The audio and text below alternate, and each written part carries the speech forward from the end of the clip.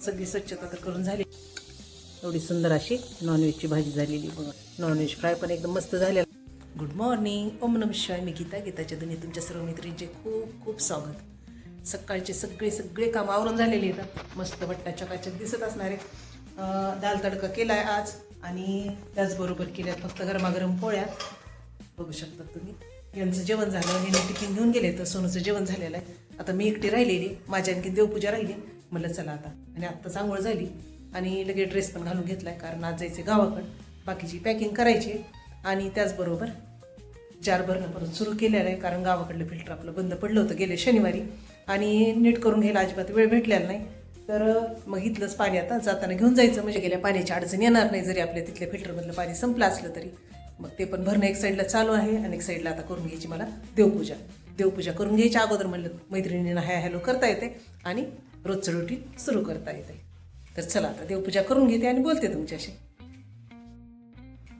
कर्पूर गौरी गिरिजा विराजे, हरिहर कंठ निळाचे साजे, दारिद्र्य दुःखे स्मरणे निवारी, तुझवीन शंभो मज कोण तारे. प्रयाग मेनू सकळा हराच्या, परारी विंदी वाहती हरीच्या, मंदाकिनी मंगल मोक्षकारी, तुझवीन शंभो मज कोण तारी.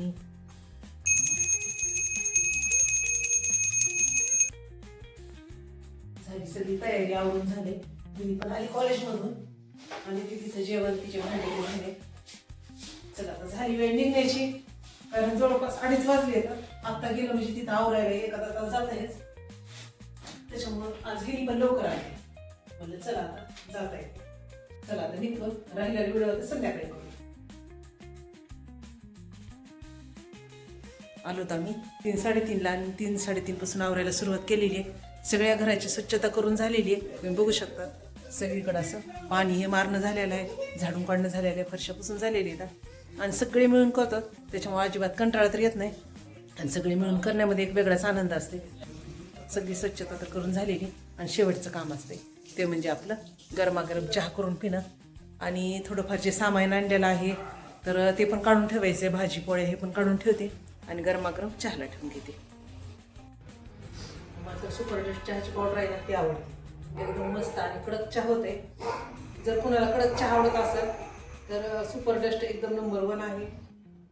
आणि एकदा कडक चहा प्यायची सवय लागली ना तर नंतर मग ते असा फुलचट चहा असल्यासारखं वाटते. दुसरा जर आपण करून घेतला तर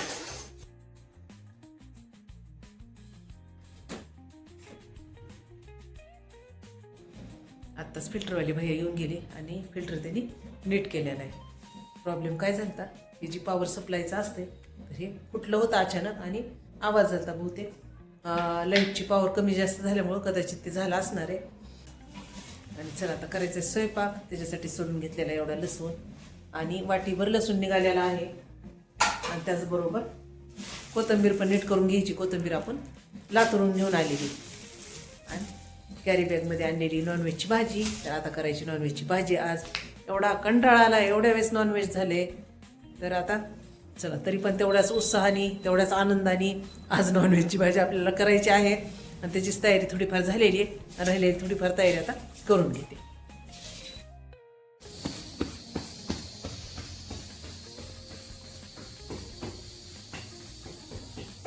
भाजी शिजायला टाकली कुकरमध्ये. 20 मिनिटामध्ये भाजी तयार होती. आता शिजून तरी नंतर फोडणी देऊन घेणार आहे. तोपर्यंत म्हणले चला आता राहिलेल्या वेळामध्ये भाकरी करून घेता येते. तो भाजी बरोबर बाजरीची भाकरी छान लागते. आता 2-3 भाकरी टाकून घेणार आहे आणि 5-6 पोळ्या पण आहेत आणि भात पण करून घ्यायचं.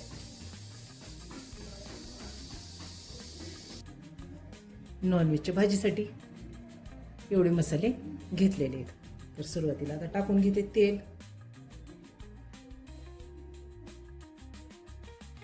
लगेच जिरे टाकून घेणार आहे आणि ही भाजी आपली आता झटपट असणार आहे. अजिबात तुमचाही वेळ वाया घालणार नाही.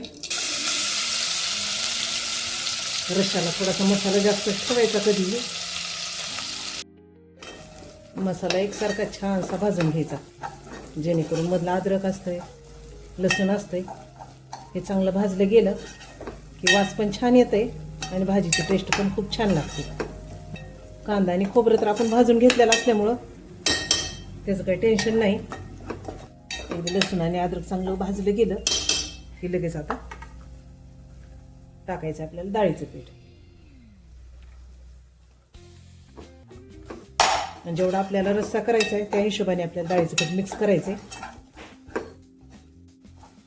डाळीचं पीठ हे लवकर भाजलं जात आहे. 2 मिनिटात तर डाळीचं पीठ भाजून निघतं आहे. नंतर आपल्याला टाकून घ्यायचं आहे काळं तिखट, आणि घरी केलेलं काळं तिखट आहे, त्याचबरोबर लाल तिखट. आता छान भाजी एकसारखी हलवून घेतली. आता ह्याच मसाल्याला तेल सुटतं आहे.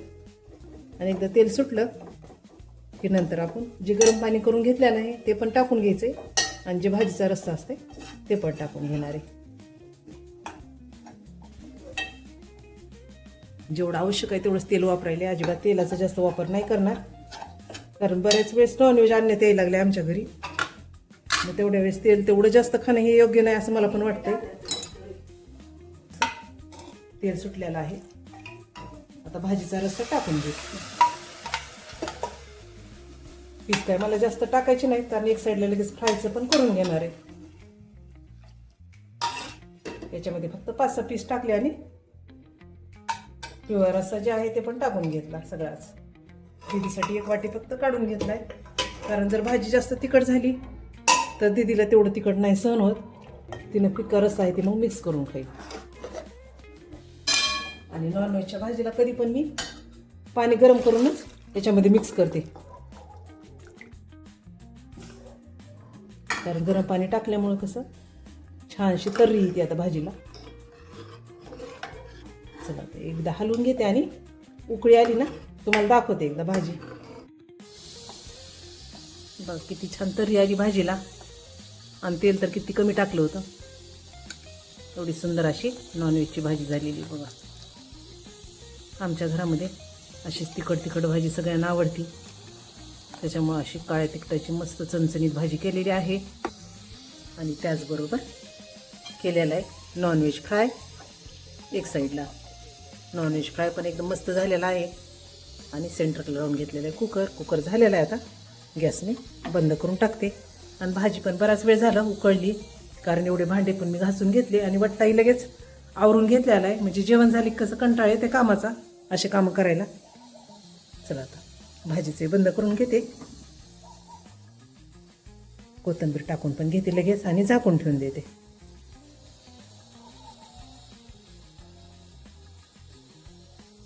बाकी सुंदर दिसायली भाजी. आणि करून घेतलाय कट कांदा, लिंबू कट करून घेते आणि दीदीसाठी पिवळा रस्सा ठेवला. आता हेच ताट काय करते, कांदा काढून ठेवते साईडला, कारण ते गरम व्हायला नको. आणि हे असंच ताट ठेवून घेते. सगळं स्वयंपाक आवरून घेतलेला आहे, पट्टा पण आवरून घेतला आहे, भांडे घासून घेतलेले इथं आणि सगळं आवरून झालेलं आहे. फक्त आता यांची वाट बघणं चालू आहे. त्याने आता 10-15 मिनिटं येतो म्हणाले, तर बघू आता. हे मी आल्यानंतर लगेच जेवायला बसायचे. आणि आजचा हा व्हिडिओ मी इथं संपवते. माझा व्हिडिओ तुम्हाला सर्वांना आवडला असेल तर माझ्या चॅनलला सबस्क्राईब करायचं अजिबात विसरू नका. लाईक पण करत जा, शेअर पण करत जा, काही कमेंट असतील ते पण सांगत जा, म्हणजे माझ्या व्हिडिओमध्ये मला सुधारणा नक्की करता येतील तुमच्या कमेंट्स वाचून. तर चला आजचा व्हिडिओ मी इथं संपवते. आणि सबस्क्राईब करा आणि शेवटचं बाय बाय.